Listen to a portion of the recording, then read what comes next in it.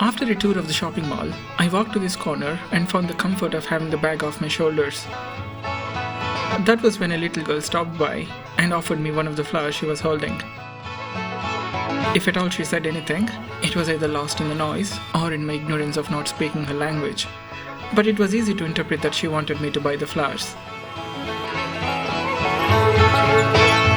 Valentine's Day was just around the corner, and the rose and flower sellers were out in full force.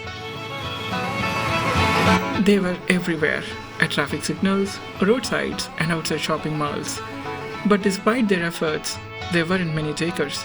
The same fate that would have awaited a lot of single souls who had to wait another year to try their luck.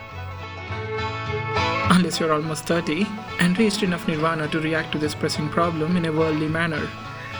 What's the hurry? Coming back to the little girl, she showed me with her hands that the flowers would cost me 50. When I took a 20 out of my pocket, the sudden change of her expression would have translated to, "Ah, what a miser you are." It took some convincing with animated hand gestures, but I managed to let her know that I didn't want the flower and that she could keep the 20. After a slight hesitation, she took the 20, and by the time I turned my eyes the other way and got them back on her, she was already walking away. That was fast.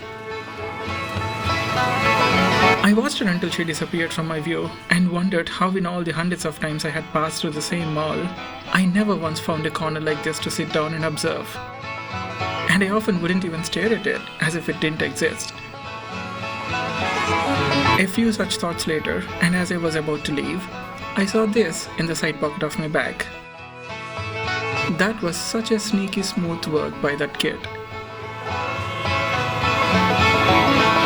Now, whatever the intent was, she had made me smile that evening, again that night when I went back to the hotel, even now as I'm sharing this with the world and several times in between.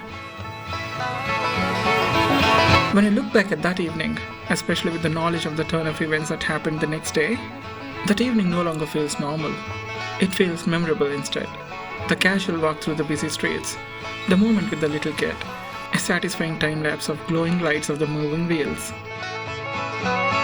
All of that make me feel lighter enough, and it was one fine evening. What about the next day? What was it seriously planning? We will know soon. Until then, take care and do what you love when you have the time and the chance.